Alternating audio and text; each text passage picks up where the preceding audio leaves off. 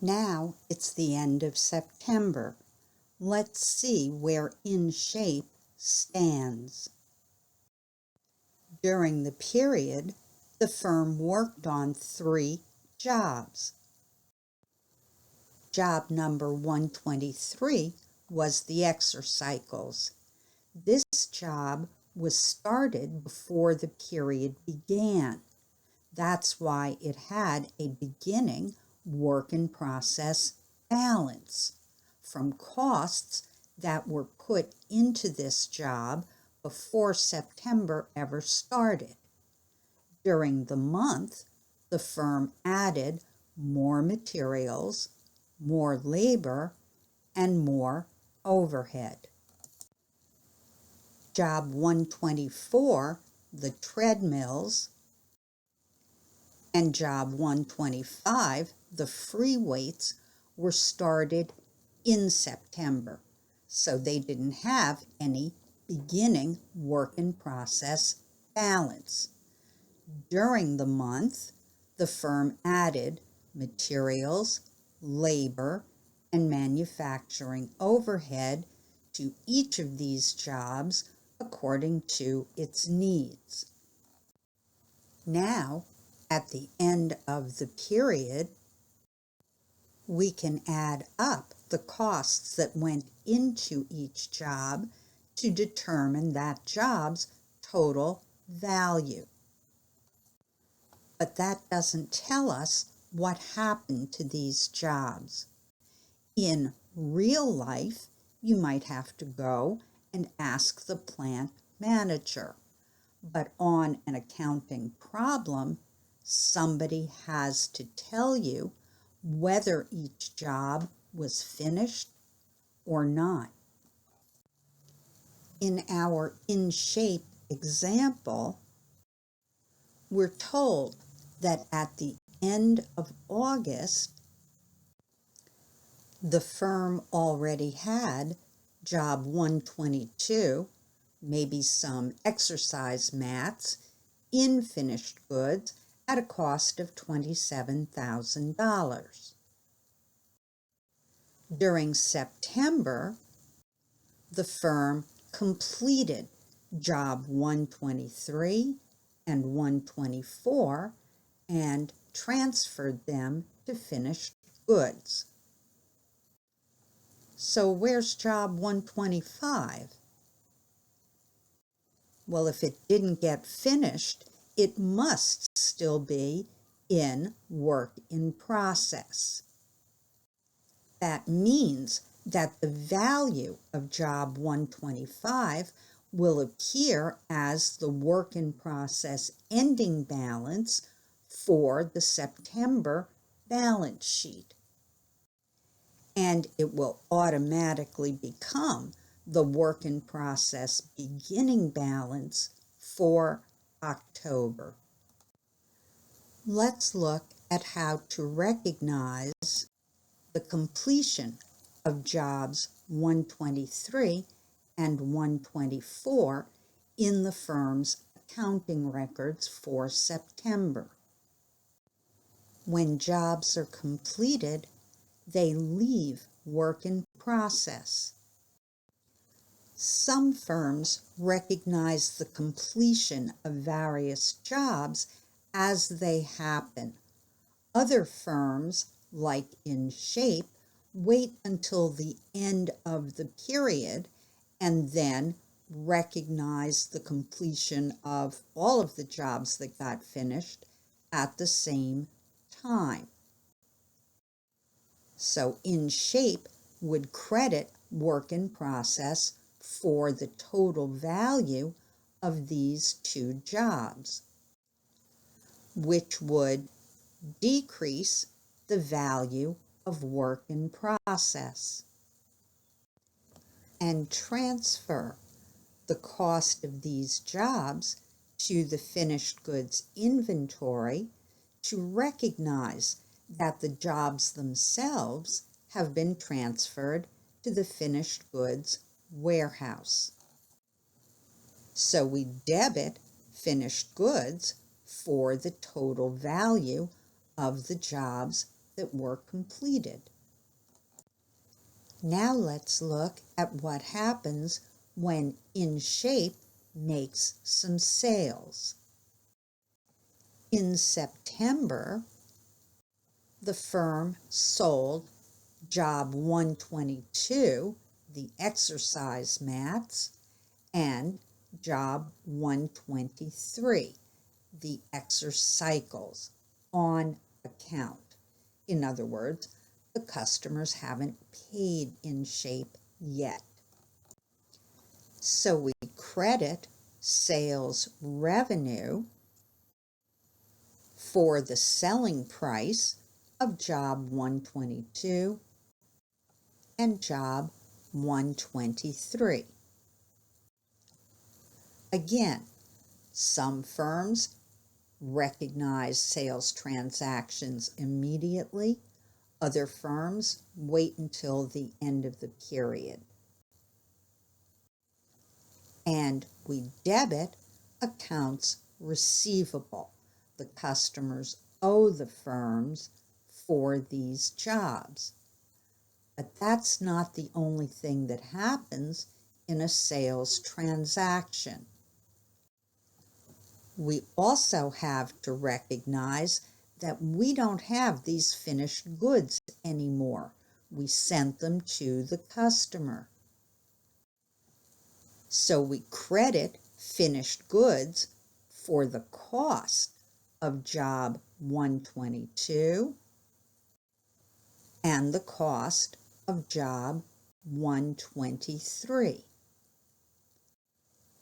That gives us the reduction in the value of finished goods. And we debit that amount to cost of goods sold. The difference between the sales revenue that was generated from these sales and the cost to the firm to produce the units that were sold gives us the firm's gross profit in September. Note that Job 124 didn't get sold, so its cost would be the finished goods ending balance on the September balance sheet, and it would automatically become the finished goods beginning balance for October. The end of the period is a good time to check to make sure that we followed one of our basic rules, that all costs have to go somewhere. And one of the places that we definitely should check is manufacturing overhead, to make sure that the amount of overhead that we allocated is exactly equal to the amount of overhead that we actually incurred. If it turns out that the amount of manufacturing overhead that we actually acquired is greater than the amount that we allocated to various jobs, we say that the overhead was under-applied or under-allocated, which means that we're not done yet. Or if the amount of manufacturing overhead that was acquired is less than the amount of manufacturing overhead that was applied to various jobs, then we say that the manufacturing overhead was over-applied. In other words, we applied more overhead than actually exists. Of course, it's also possible that the amount of overhead that was acquired during the period is exactly equal to the amount that was applied or allocated, in which case no adjustment is needed. Let's see how this works. On the debit side of the manufacturing overhead T account for in shape, we can see the list of all of the manufacturing overhead items that the firm incurred in September. If we add these amounts, we can determine the actual overhead that the firm incurred during the period. On the credit side, we can see the total amount of manufacturing overhead that was allocated to various jobs based on the firm's predetermined overhead rate of 50 cents of manufacturing overhead per dollar of direct labor. And we can see that these two amounts are not the same. In fact, the debit side of the manufacturing overhead account is $2,450 bigger than the credit side. So my question to you is the firm's manufacturing overhead underallocated or overallocated? Think about it for a moment.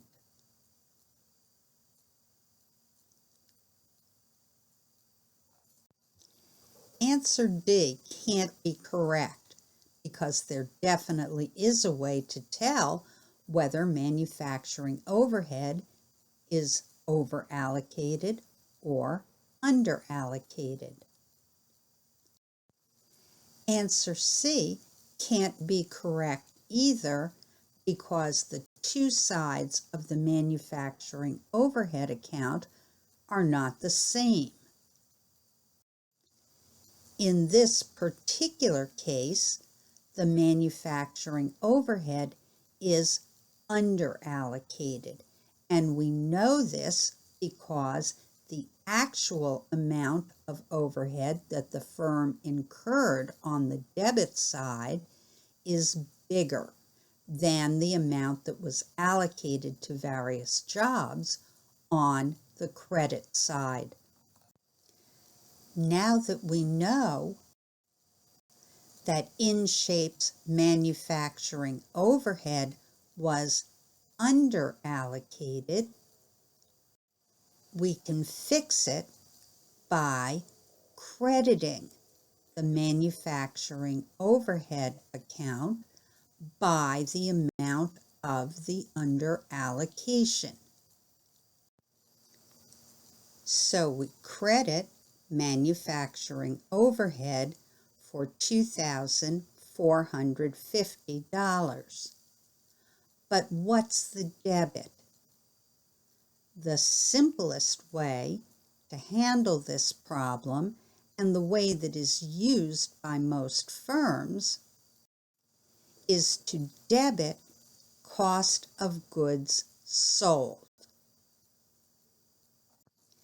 This has the effect of increasing the balance in cost of goods sold, and it makes a certain amount of sense because for most firms, the dollar value of the goods that were sold is greater than the dollar value of the goods that weren't sold.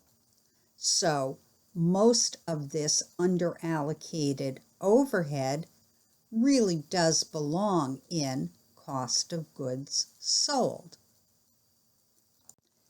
Now the balance in manufacturing overhead is 0, which explains why you'll never see manufacturing overhead on a balance sheet, and we've fulfilled our responsibility to make sure that all costs have gone somewhere.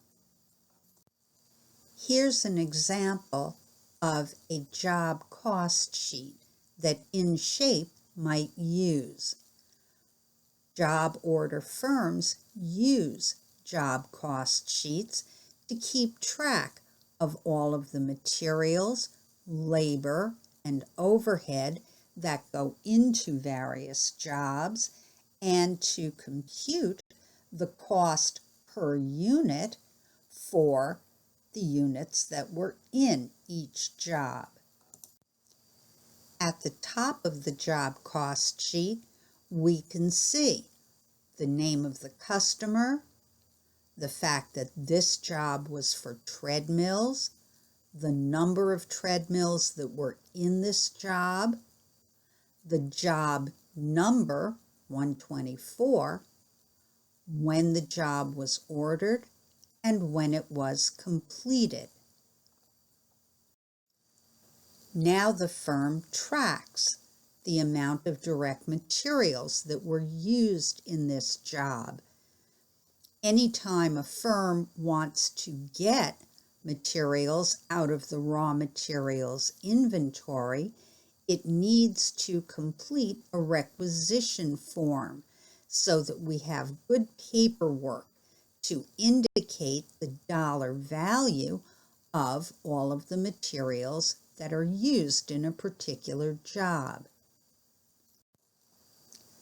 The firm also tracks the amount of direct labor that went into the job in terms of labor hours times the employee's wage rates to compute the amount of labor dollars in this particular job. And the firm can compute the amount of manufacturing overhead that went into the job. Remember that InShape uses an overhead allocation rate of 50 cents of manufacturing overhead per dollar of direct labor. Now the firm can compute the total cost of this job by adding all of the direct materials that went into the job and the direct labor and the manufacturing overhead to get the total cost for job 124. Now the firm can determine how much it costs to make each treadmill by taking the total job cost and dividing by the number of treadmills that were in this job. Job cost sheets can be useful to firms in several ways.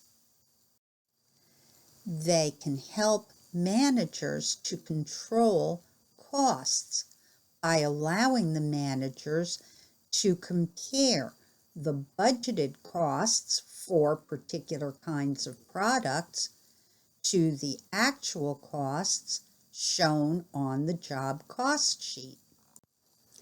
They can also help managers to evaluate the performance of the production department in terms of production quality and efficiency. They can help managers to determine the appropriate selling price of products based on the cost of those products and the target profit that the firm wants to earn. And they can help managers to allocate scarce resources based on an assessment of each product's profitability. We'll discuss several of these topics more in later chapters. Here's a question to think about. Manufacturing firm managers can use product cost information to do which of these things?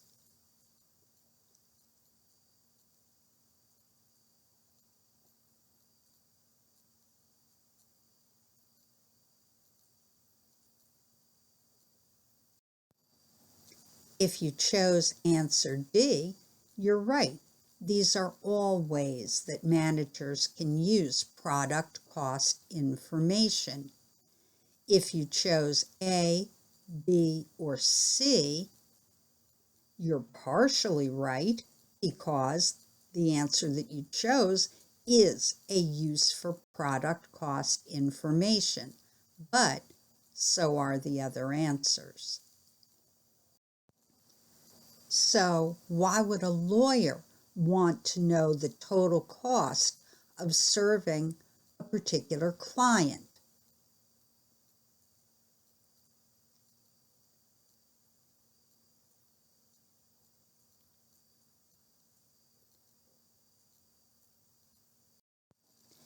The answer to this question can't be A, because lawyers don't have any inventory. And if the answer can't be A, then it also can't be D, because not all of these answers are correct. And lawyers don't have external financial reporting because they're not publicly traded corporations. Lawyers need to know the total cost of a job serving a particular client so that they can determine the fees to charge that client. This is the end of Chapter 17.